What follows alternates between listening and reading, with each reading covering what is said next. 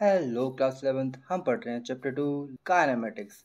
Last class में हमने उसकी डेफिनेशंस पढ़ी थी और इस क्लास में हम रियल स्टडी स्टार्ट करते हैं। फर्स्ट टॉपिक है मोशन। मूवमेंट हुई तो मोशन है, और टेक्निकल लैंग्वेज में change in position with respect to time. अगर टाइम के साथ पोजीशन चेंज हुई तो मोशन हुआ, नहीं तो नहीं। बहुत सिंपल है। अब मोशन डिफरेंट टाइप के होते हैं। First, linear motion. जब ऑब्जेक्ट स्ट्रेट लाइन में मूव कर रहा हो तो वो लीनियर मोशन, जैसे ये ब्लैक डॉट मूव कर रहा है स्ट्रेट लाइन में, ऐसे ही ह्यूमंस, कार या कोई मैं बॉल ड्रॉप कर दूं तो वो स्ट्रेट लाइन में जाएगा, तो वो हो जाएगा लीनियर मोशन। नेक्स्ट टॉपिक है सर्कुलर मोशन। ऑब्जेक्ट एक पॉइंट के अराउंड सर्कुलर मोशन शो करता है, जैसे कि आपको डायग्राम में दिख रहा है।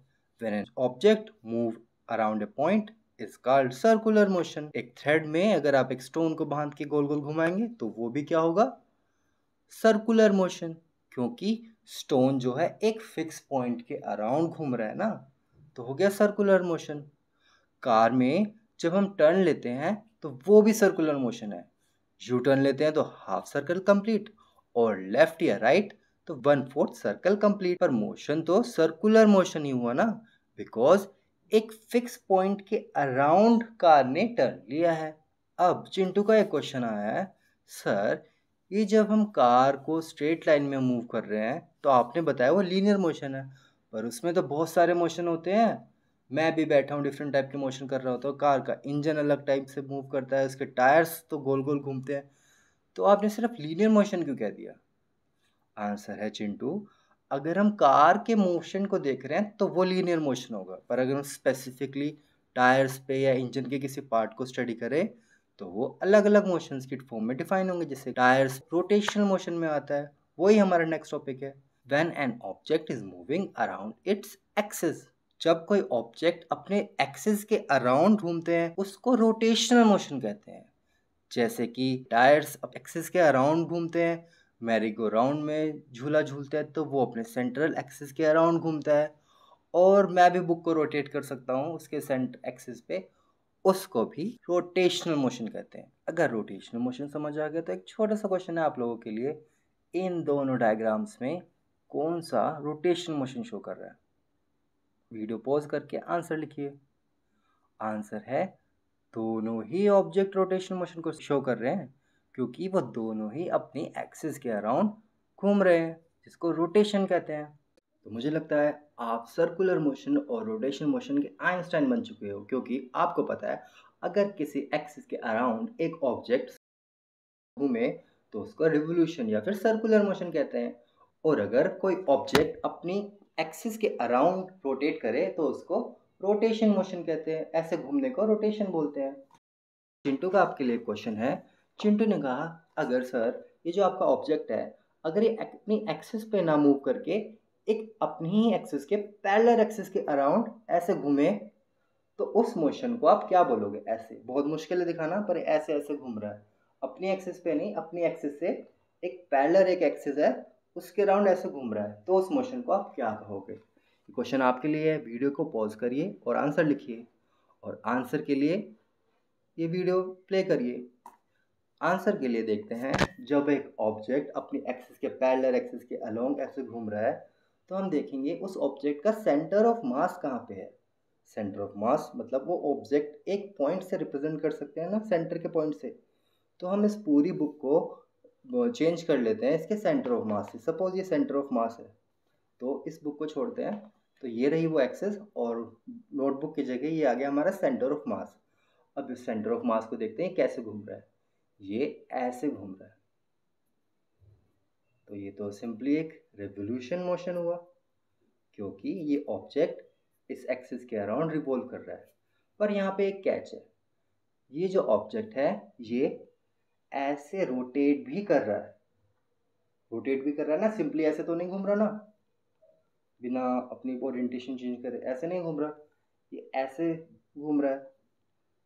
तो इस केस में हम अगर सेंटर ऑफ मास को देखें तो ये ऐसे घूम रहा है, और अपनी एक्सिस के अराउंड भी ये रोटेट करता जा रहा है, जैसे बुक घूम रही थी ऐसे अपनी एक्सिस के अराउंड भी घूम रहा है, और जो हमारी प्रिंसिपल एक्सिस है उसके अराउंड रिवॉल्व भी कर रहा है।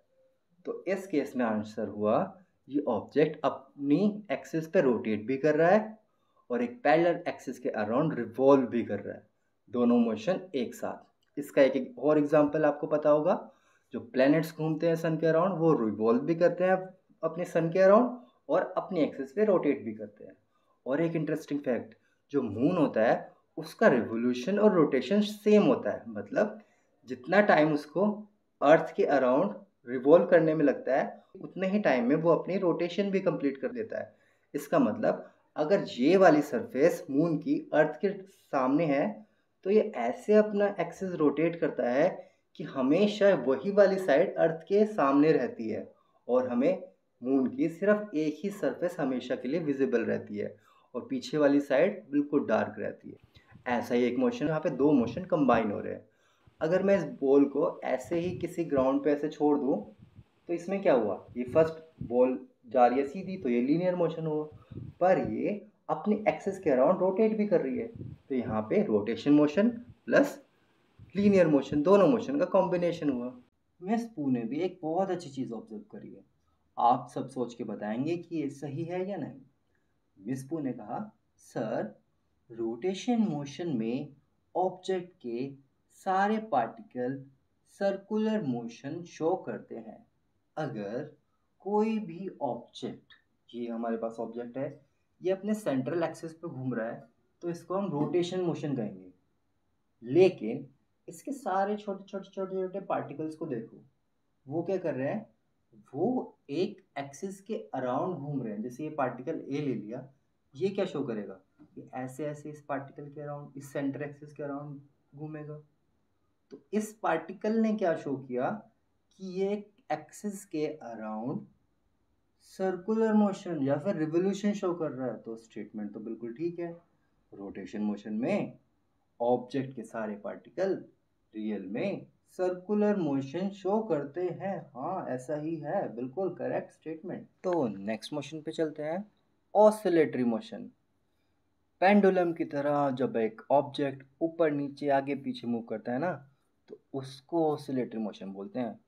इसको टू एंड फ्रो या बैक एंड फोर्थ मोशन भी बोलते हैं। और यहाँ पे एक रिस्टोरिंग फोर्स भी होती है जो ऑब्जेक्ट को बार बार उसकी मीन पोजीशन पे लाके छोड़ देती है, पर वो अपनी काइनेटिक एनर्जी की वजह से आगे चली जाती है। जैसे पेंडुलम का एग्जांपल देखते हैं, यहाँ पे पेंडुलम को मैंने ऊपर से छोड़ा तो ये धीरे धीरे धीरे धीरे, पोटेंशियल एनर्जी है इसमें, अपने वेट की वजह से नीचे आएगा, इसको ग्रेविटी पुल करेगी तो रिस्टोरिंग फोर्स हो गई यहाँ पे ग्रेविटी। ग्रेविटी कहेगी नीचे सेंटर पॉइंट पर है और ये इतनी दूर से चल के आया, इतनी इसमें स्पीड है, काइनेटिक एनर्जी है, तो ये चाहेगा कि मैं आगे भाग जाऊँ, तो यहाँ पे रुकेगा नहीं, ये आगे चला जाएगा। और जैसे ही आगे जाएगा ग्रेविटी इसको फिर से वापस बुलाएगी, वापस आ वापस आ वापस आ, ये फिर सेंटर पे आ जाएगा। पर वो इतनी तेज़ी से वापस आएगा कि इसका मन करेगा आगे ही चला जाता हूँ, तो फिर ये आगे चला जाएगा। तो यहाँ पे ये ऑसिलेट करता रहेगा अपनी मीन सेंटर पोजीशन पे और यहाँ पे रिस्टोरिंग फोर्स होगी ग्रेविटी। ऐसे टाइप के मोशन को हम ऑसिलेटरी मोशन कहते हैं। एक और भी एग्जांपल है इसके, जैसे कि हमारी ये चेयर जो आपको स्क्रीन पे दिख रही है, ये भी ऑसिलेटरी मोशन को शो करती है क्योंकि यहाँ पे भी एक मीन पोजीशन है, वो बार बार अटेन होती रहती है ग्रेविटी के कारण।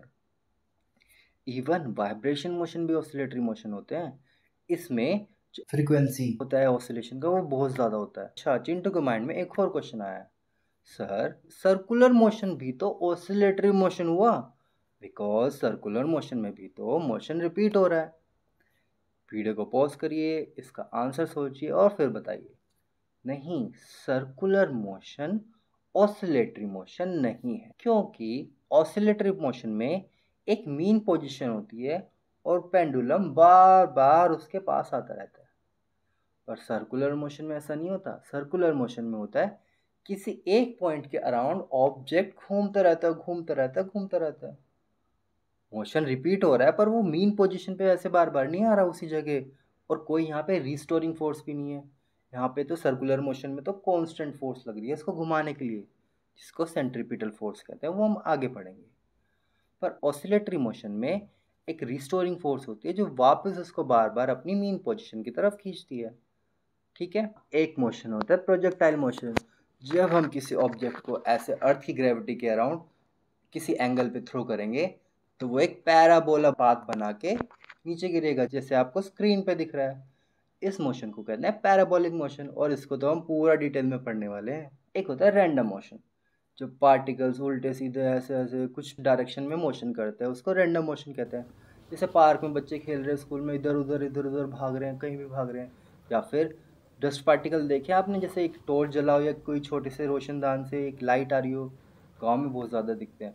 वहाँ पे डस्ट पार्टिकल होते हैं, वो विजिबल हो जाते हैं। या फिर किसी बोतल में थोड़ा सा गंदा पानी हो, उसको शेक करके टॉर्च मारो तो उसके पार्टिकल जिगजैग मोशन में मूव करते हुए मिलेंगे, उसको रैंडम मोशन कहते हैं। उनका कोई पैटर्न नहीं होता, किसी डायरेक्शन में मूव नहीं करते, सिर्फ टोटल रैंडम डायरेक्शन में मूव करते हैं, इसलिए उनकी टोटल वेलोसिटी 0 होती है अगर सबको कैलकुलेट करें तो। अब नेक्स्ट क्लास में हम पढ़ेंगे dimensions of motion, 1D 2D 3D। Okay, thank you.